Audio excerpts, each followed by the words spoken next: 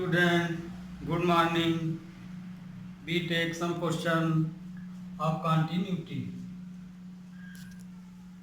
ये क्वेश्चन हम पहले से ही लगा दिए हैं इसमें, क्योंकि बहुत सारे क्वेश्चन बता दिए हैं, उसी टाइप का था, पर इम्पॉर्टेंट था, परीक्षा के हिसाब से इम्पॉर्टेंट था, इसलिए इसको यहाँ हमने 2 क्वेश्चन ले लिए हैं। इसके बाद तुम्हारे उसमें बुक में ट्रिग्नोमेट्रिकल प्रॉब्लम कंटिन्यूटी प्रूफ करने वाले क्वेश्चन फिर नहीं है, इतने ही। फिर इसके बाद वैल्यू वाले क्वेश्चन, तो 2 क्वेश्चन और थे ट्रिग्नोमेट्रिकल, एक ये और एक ये।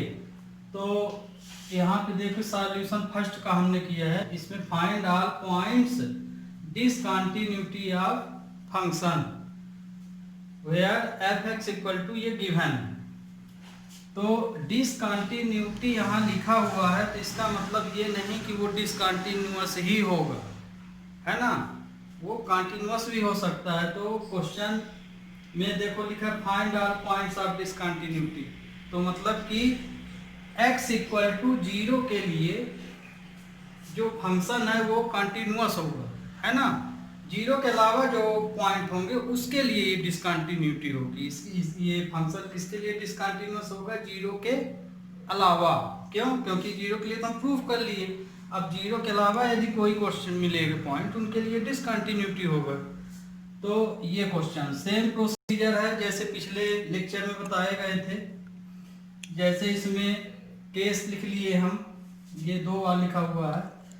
तो इस केस में देखिए x less than r equal to 0, तो हम यहाँ ले लिए x लेस देन 0 वाला केस, और फिर x माइनस h कंडीशन लिए बिकॉज x लेस देन 0।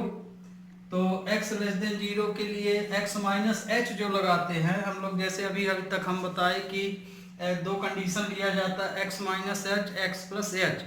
ध्यान रखिए x माइनस h कंडीशन या x लेस देन के लिए जब आप कंटिन्यूटी प्रूव करते हैं तो उसको हम बोलते हैं लेफ्ट हैंड लिमिट, और जब x प्लस h लेते हैं तो उसको हम बोलते हैं राइट हैंड लिमिट। तो x लेस देन 0, तो x लेस देन 0 इस केस में, तो इसको हम ले लिए। फिर इसमें सेम प्रोसीजर, x की जगह x माइनस h रख लिए हैं, है ना। तो ये आया minus sine minus theta upon minus theta आया, तो minus sine minus h upon minus h। तो sine minus theta minus sine theta होता है, तो minus sine h upon minus h cancel हो गया, तो ये वैल्यू 1 हो गई।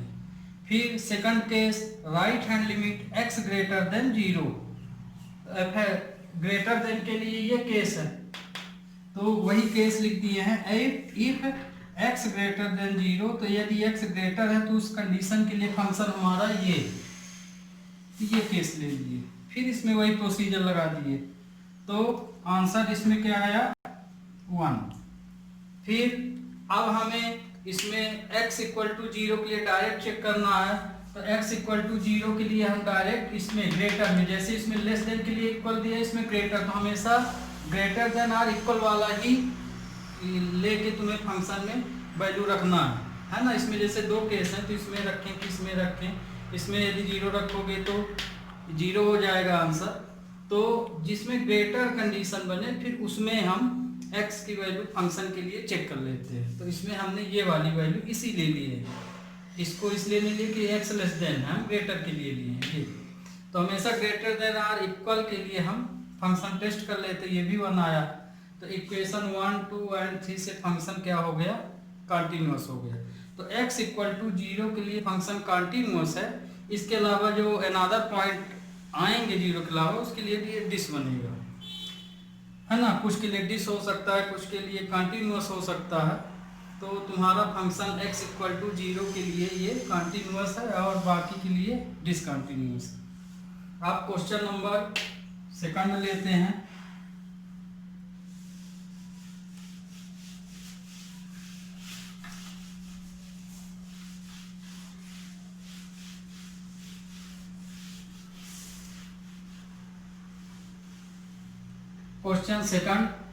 क्वेश्चन सेकंड के लिए कंडीशन इक्वल टू की दिए, x नॉट इक्वल 0, तो नॉट इक्वल 0 दिया है, तो मतलब कि इसी में लेफ्ट हैंड लिमिट लगेगी और इसी में राइट हैंड लिमिट लगेगी। इक्वल के लिए ऑलरेडी दिया है f0 इक्वल टू 0, तो यदि x इक्वल टू नॉट 0 है तो इस केस में मतलब कि हमें लेफ्ट और राइट लिमिट दोनों लेना पड़ता है।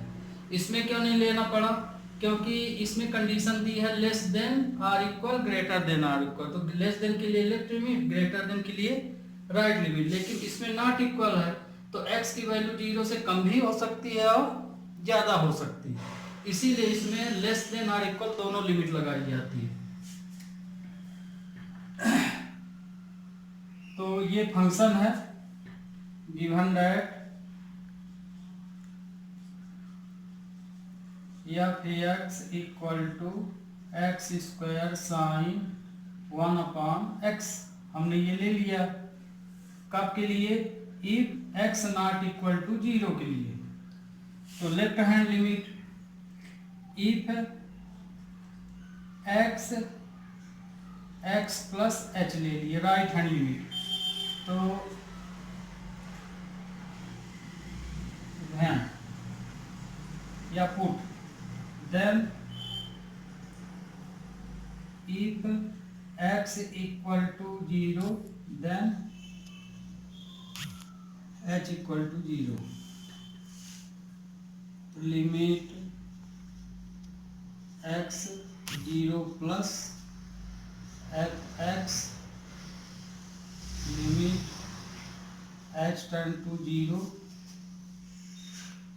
x प्लस h का होल स्क्वायर, x की जगह x plus h sine 1/x plus h। Limit h tend to 0 plus h square sine 1/0 plus h। तो limit h tend to 0 h square sine 1/h। तो इसका answer क्या हो जाएगा? इसमें तो जैसे 0 इसमें लिमिट रखे तो ये 0 हो गया into fixed function, fixed function. क्योंकि ये फिक्स्ड फंक्शन है इसलिए इसका आंसर 0। इक्वेशन 1 आया। फिक्स्ड फंक्शन या फिक्स्ड वैल्यू किसको बोलते हैं? यहाँ हम जैसे देखो लिखे हैं फिक्स्ड फंक्शन। इसको क्यों लिखे हैं? क्योंकि हमको पता है कि साइन की जो वैल्यू होती है वो -1 से +1 के बीच लाइज होती है, मतलब इसकी वैल्यू फिक्स है, इससे ज़्यादा नहीं हो सकती, -1 से +1 के बीच ही होगी। तो मतलब कि हम जान गए कि इसकी वैल्यू हमारी फिक्स है, इसलिए फिक्स्ड फंक्शन कहलाएगा। तो यदि यहाँ 0 रखोगे तो नॉट डिफाइन हो जाएगा।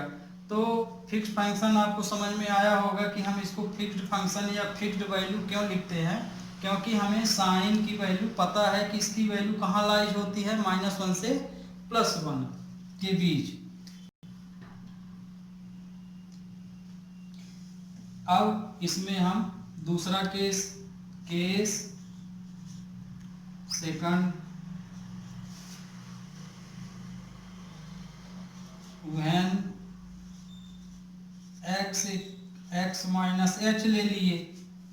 If x equal to 0 then h equal to 0। Limit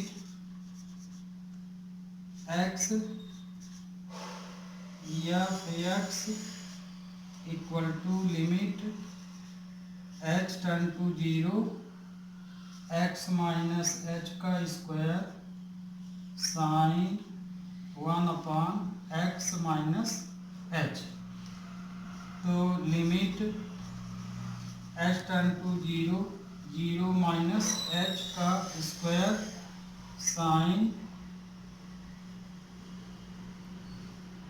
0 minus h। तो ये आया लिमिट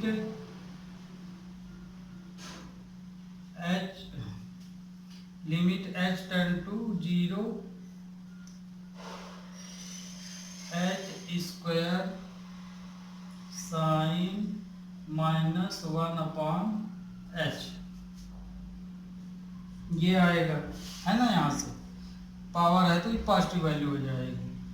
तो limit h0 minus h square sine 1/h, क्योंकि sine minus theta minus sine theta, या इस केस में यहाँ एक बार ये इस तरह से लिख सकते हो, क्योंकि sine minus theta minus sine theta होता है।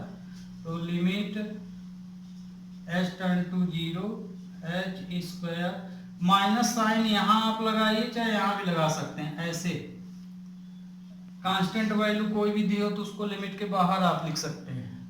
तो h स्क्वायर साइन 1/h, तो 0 इंटू फिक्स्ड फंक्शन,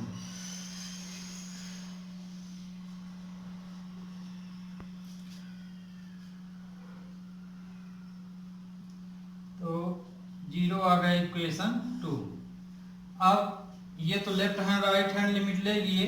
अब हमको फंक्शन के लिए ऑलरेडी ax इक्वल टू के लिए ऑलरेडी दे दिया है answer, and also given that f(x) equal to 0 if x equal to 0। ये क्वेश्चन में ये देखिए f(x) इक्वल टू 0 दिया गया है, तो x 0 यदि रख दोगे, x के स्थान पे 0 रख दोगे तो वही आएगा आंसर। ये इक्वेशन थर्ड। तो equation first, second and third, या left hand limit right hand limit equal to function. तो मतलब कि ये जो फंक्शन दिया गया है ये क्या है, कंटिन्यूअस है।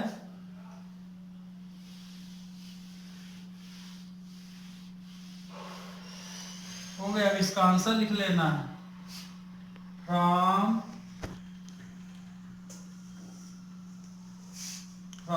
Equation 1, 2 and 3 we have limit x0 plus f(x) equal to limit x0 minus f(x) equal to f0, hence given function is continuous at x equal to 0। तो जो फंक्शन है वो x इक्वल टू 0 के लिए क्या है, continuous है। So student, आपके ट्रिग्नोमेट्रिकल क्वेश्चन लगभग पूरे हो गए हैं। माने जो भी इम्पोर्टेंट थे और जो भी अच्छे क्वेश्चन लगे हम उसी को उठाए हैं। मतलब जितने भी क्वेश्चन आपको ट्रिग्नोमेट्रिकल जो भी बताए हैं, ये क्वेश्चन आप अच्छे से समझ गए हैं तो आप पूरी एक्सरसाइज बड़े आराम से कर सकते हैं।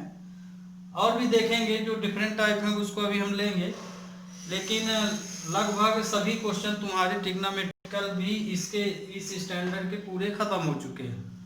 अब इसके कंटिन्यूटी में अब अगला जो हम बताएंगे वो ये है कि वैल्यू निकालने के लिए बताएंगे। मतलब कंटिन्यूअस फंक्शन है तो उसकी वैल्यू निकालो। जैसे मान लो फॉर एग्जांपल बता देते हैं, जैसे मान लो यही क्वेश्चन दिया और एक्स स्क्वायर जहाँ मान सपोज करो के स्क्वायर लिख दिया साइन 1/x की, तो के की वैल्यू निकालो। तो फंक्शन तो अभी कंटिन्यूटी तुम देख लिए कि ये कंटिन्यूअस बना है। तो यदि हम इसी क्वेश्चन में जैसे f(x) फंक्शन के स्क्वायर साइन 1/x और 0 x not equal to 0 x equal to 0। अब अगले लेक्चर में इस तरह के क्वेश्चन आपको बताए जाएंगे। तो इस तरह के क्वेश्चन देता कैसे है कि यदि ये जो फंक्शन है x इक्वल टू 0 के लिए कंटिन्यूअस है, तो यदि ये फंक्शन कंटिन्यूअस है x इक्वल टू 0 के लिए, तो के स्क्वायर की वैल्यू क्या होगी। ये तुम्हारा लास्ट क्वेश्चन है कंटिन्यूटी के। इस तरह के क्वेश्चन लास्ट क्वेश्चन है, ठीक। तो इस तरह के क्वेश्चन हम नेक्स्ट लेक्चर में अब आपको बताएंगे। तो यदि आपको मेरा समझाना सही लगा, अच्छा लगा, तो आपसे अनुरोध है कि मेरे चैनल को आप क्या कर लीजिए, सब्सक्राइब कर लीजिए। ठीक, ओके स्टूडेंट, गुड नून।